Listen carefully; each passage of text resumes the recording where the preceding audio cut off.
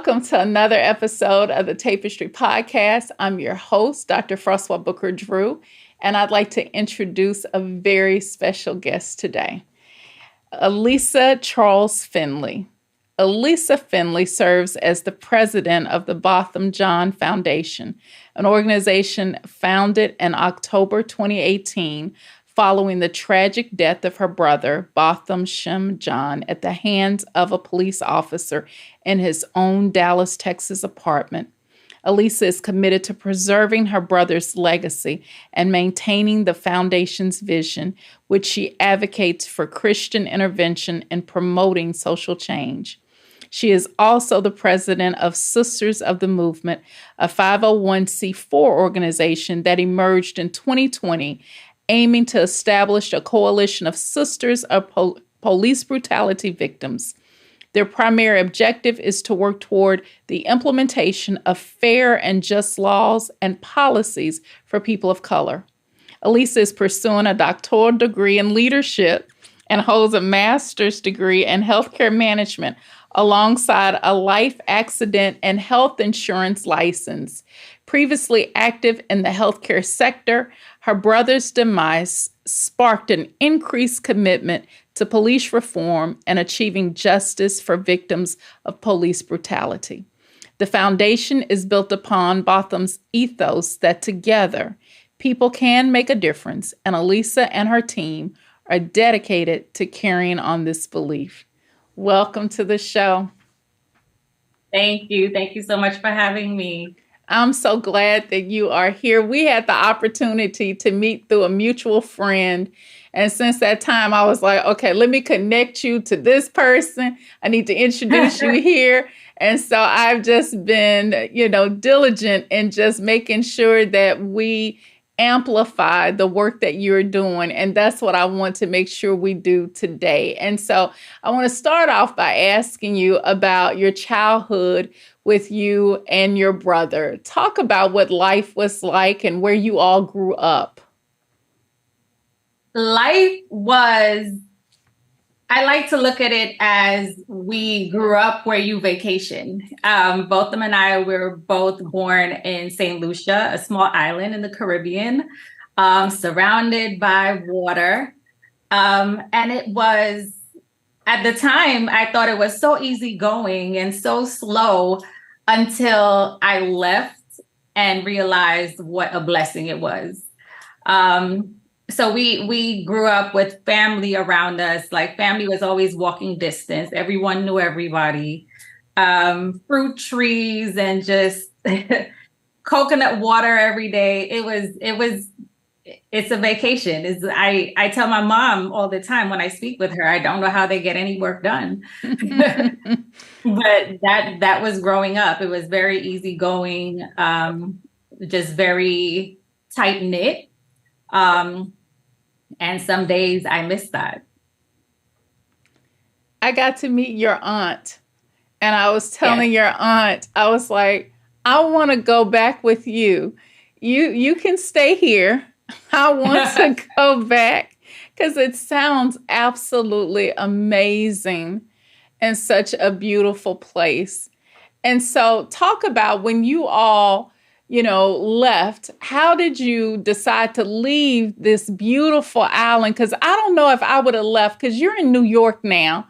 I don't know if I would have left such a beautiful island to go to New York or come to Dallas. So how did you both end up in, both of these very different cities that are not tropical? Right. I left to go to New York to go to school, to go to college. And I ended up staying and having my kids. And shortly after both them, he decided that he wanted to leave. And he went to Harding University in Searcy, Arkansas.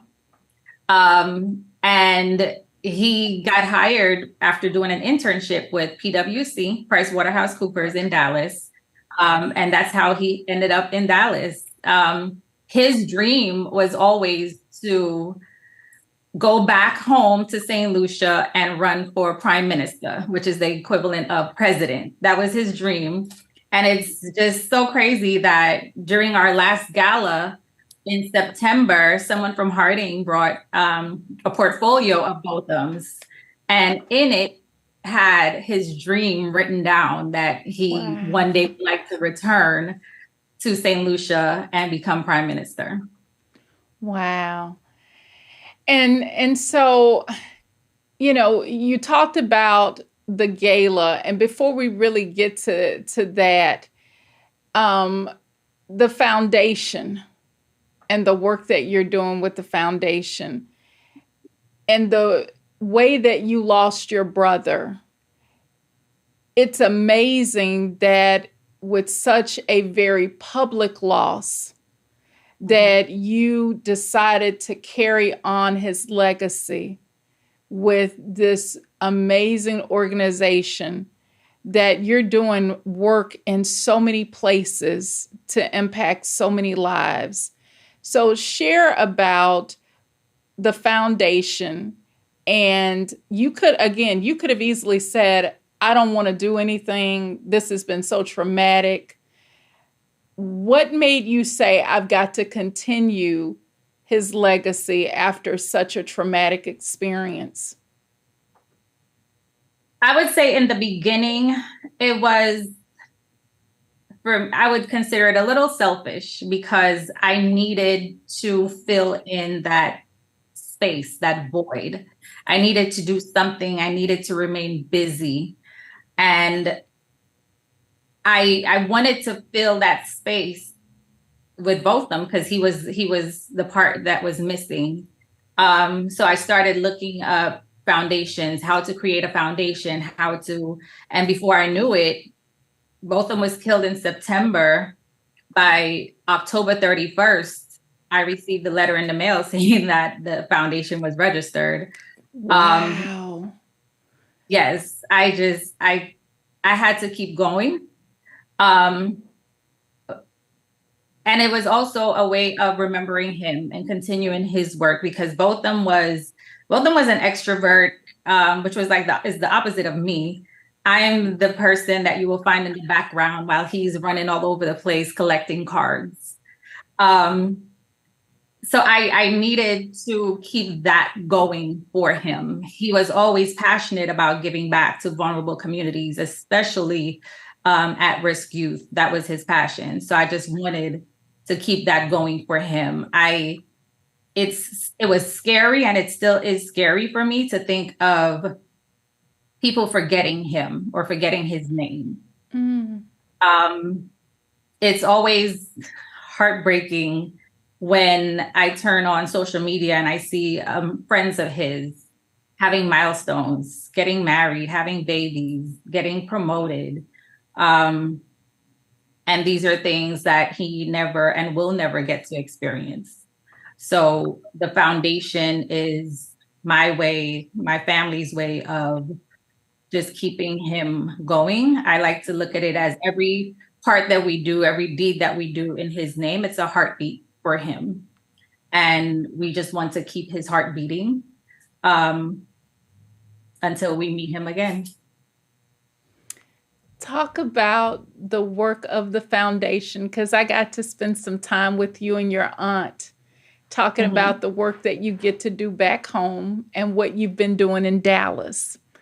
And so share more about the young people who have been blessed, who get to experience your brother's heart through this work.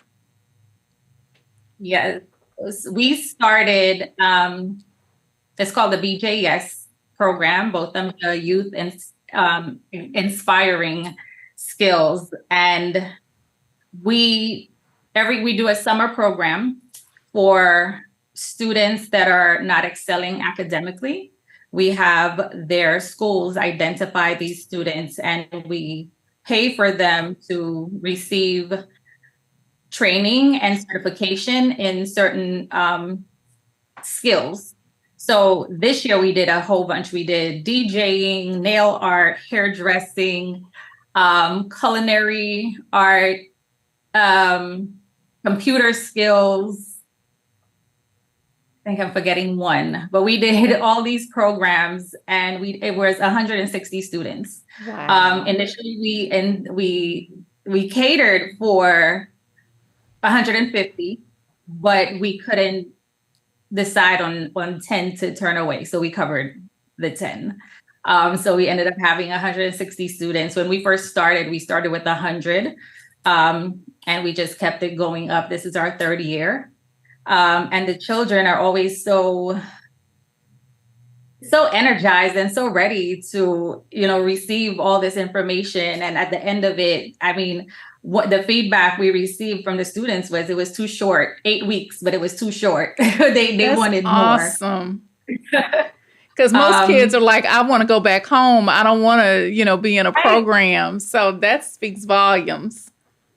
Right. And in Dallas, we did with young ladies, we did 30 young ladies from Viola's house, which are teen moms. And we covered for them to receive certification in makeup art from a makeup artist, Ms. B. And we're starting it again next year, where we're doing 2 sessions for the teen moms to receive certification. But it's our dream is to have these young people be able to sustain themselves. Not everyone, we get it, not everyone will excel academically, and that's fine. But there are other avenues, other options for these young people to excel anyway. And we just want them to have the tools to do that. And especially with the teen moms, we want them to be able to sustain their families. And there are different ways that could happen. I think, I don't know, for me, I think it's a different feeling for if you're able to do it yourself rather than receiving a handout. Yes. So we just want to give them the tools and have them shine. I love that you're doing this work. And I shared that with you when we talked, because to your point, so many young people are not going to go to college. And I think it's such a disservice that we push young people into this, and for many to accumulate so much debt when they could really get a trade that is one that they could have an unlimited income. And it doesn't require them to be in school for, extended amounts of time, and they can take care of their family. So I just applaud you all for the work that you're doing in 2 locations, and impacting 100+ young people and continuing to do that. So kudos to you all for this great work that you're doing. To make this happen, you got to raise money. And we've been talking about that and trying to make some connections. You had a gala. So talk about the gala, and, you raised some money there, and you had, the Mavericks were involved. So share a little bit more about this gala and what you were able to accomplish. Yes, we had this year was the 5-year anniversary of losing both them. We had our red tie gala, red because red was his favorite color. So we call it a red tie gala.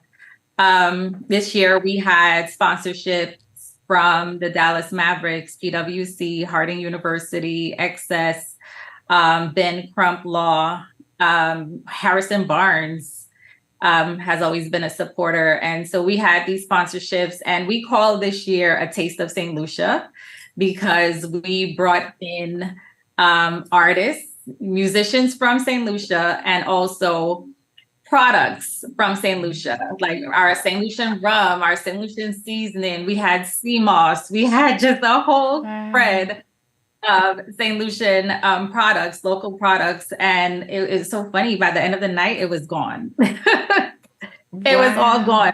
I really wanted Dallas to get a sample of I guess a taste of Botham, to feel what it was like for Botham growing up. in St. Lucia. So we brought that aspect in, and it was great. They enjoyed it. They enjoyed the local music, cuisine, and everything. But we do that every year to fundraise for the Botham's Foundation. We do it in September. We do it around Botham's birthday. His birthday was September 29th.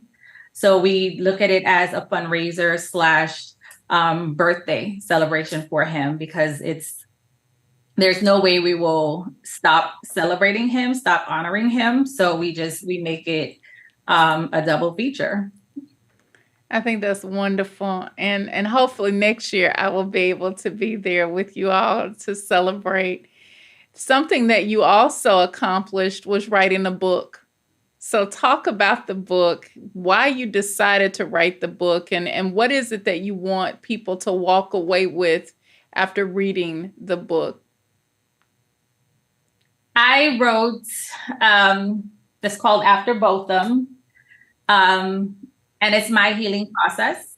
It took me 3 years after losing Botham to really stop and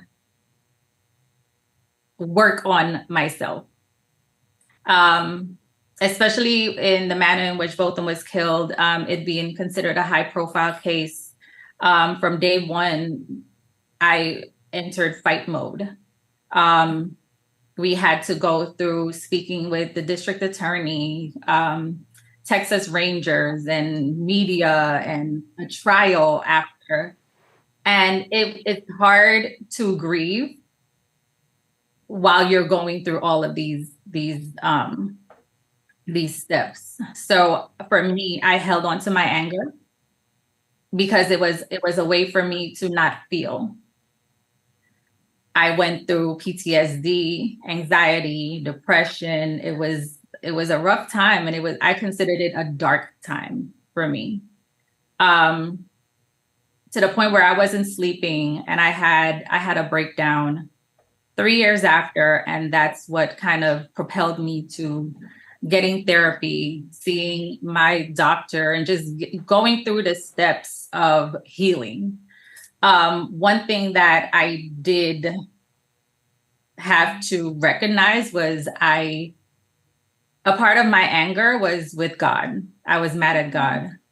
And I was ashamed of that, because growing up, both of them and my whole family, we grew up in the church.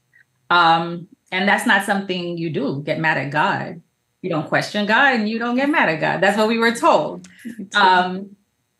So that was something that I really had to work on. I had to work on my relationship with God. I had to really put that in the forefront in order for me to heal. I had to set reminders to pray during the day, set reminders to do my devotion, set reminders to meditate. So it was a whole process. And that's what I document in my book. I speak about just different experiences with both of them growing up, and what it was like losing him for me. I'm a little raw with it in the book of things that I went through, but I felt that it was necessary, because a lot of people go through it, and they're like myself, we were ashamed of it. But if it's out there, I think for the next person to read, they know that, okay, well, if I went through that, somebody else did it, it's normal, and I could move past it. I can grow from it. My whole message is, don't stay in that state of anger and grief, and just grow from it. So that's the message in the book. You know, you're absolutely right. We are taught not to be angry at God. I remember having something happen with me where I remember God saying, "Own it. You're upset with me." And it was one of the most liberating experiences in knowing that God knew it, but I wouldn't own it. And that God was not upset with me for feeling the way that I felt. And that I had to go through that to get on the other side of the healing. But it is human to be disappointed in God for allowing things, you know, in our eyes of, God, I can't see how you say all things work together for good. How is this good? Right. and I don't see how this is working out. And to be very frustrated and disappointed. Mhm. And yet how God uses, it takes a minute to get there. Oh my God.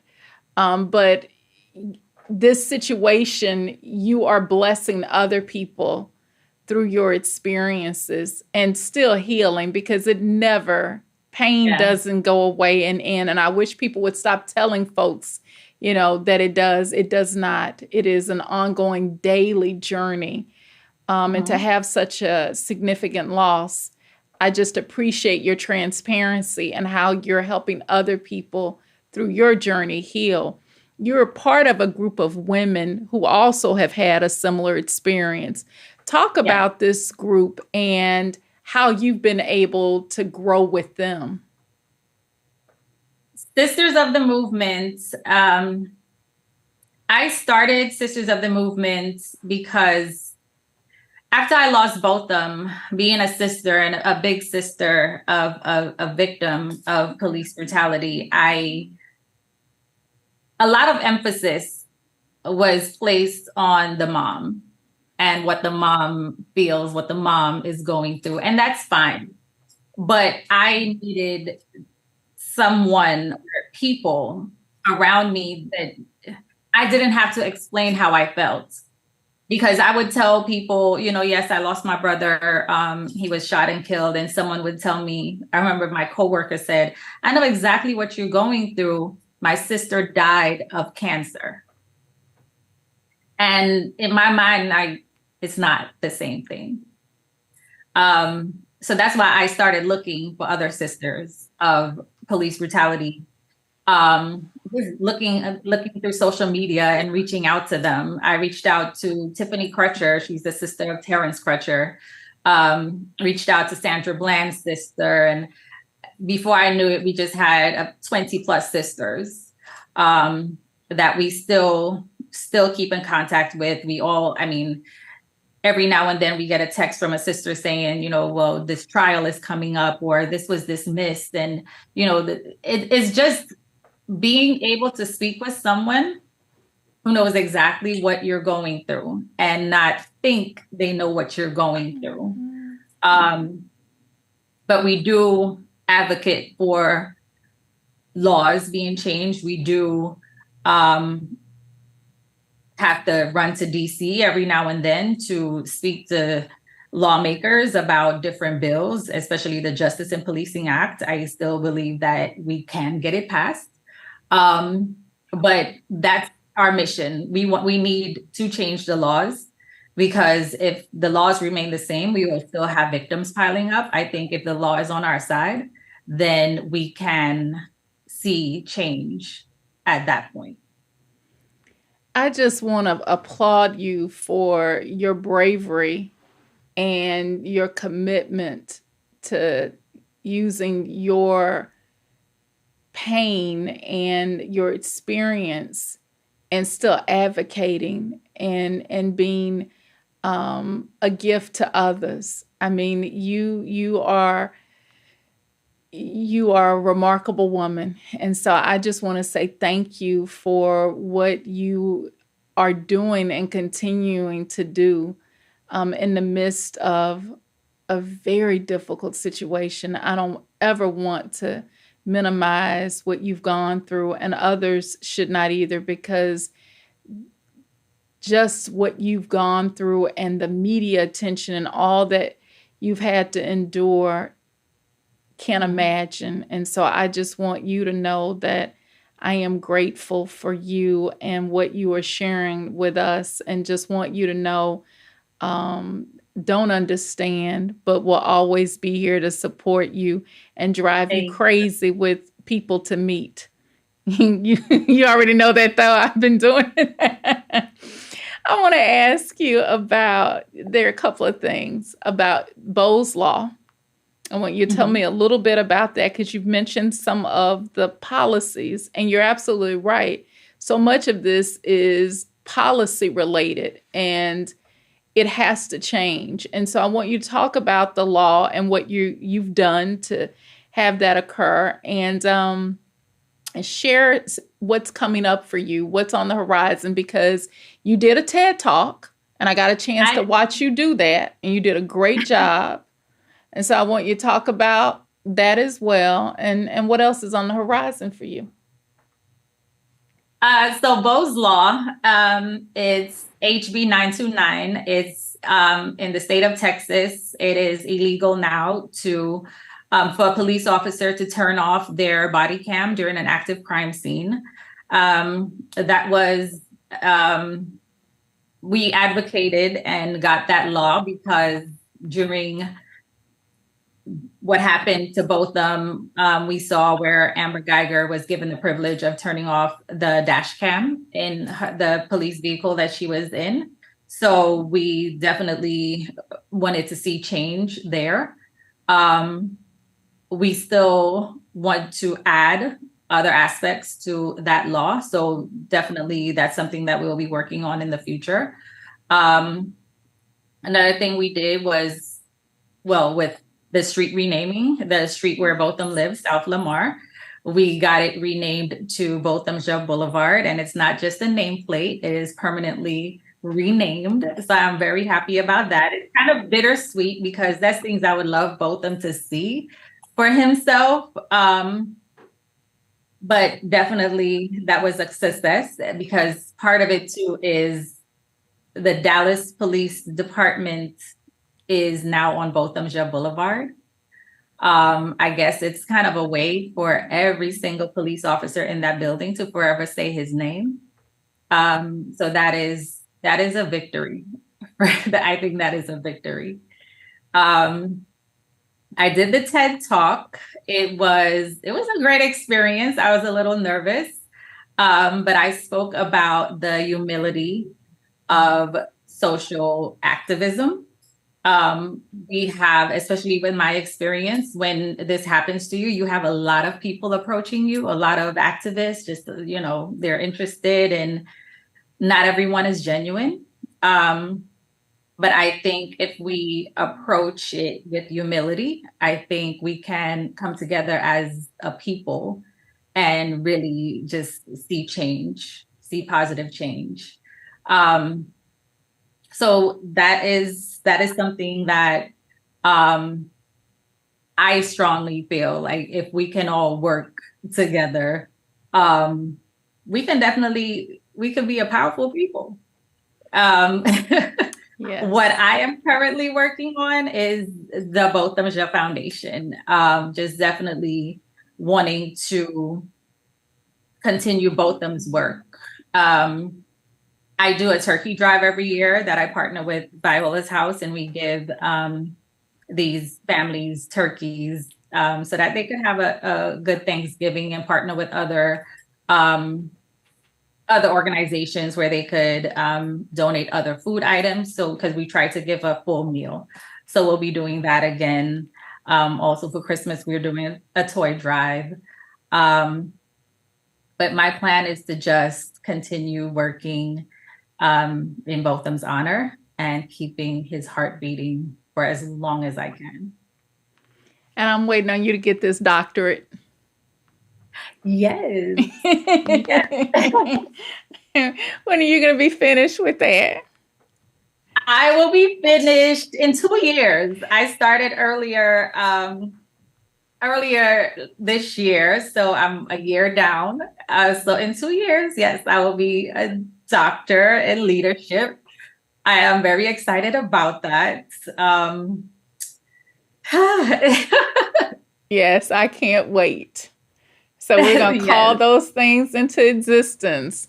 Dr. Allisa, I'm so excited about what's happening for you and the amazing work that you are doing, and keep it up.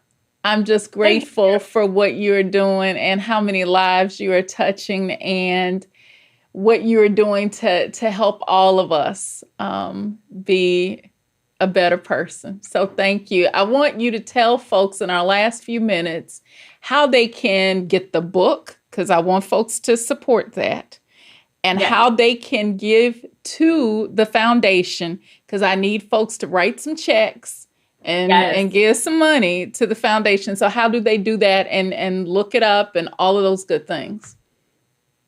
So you can get the book on Amazon. It is available.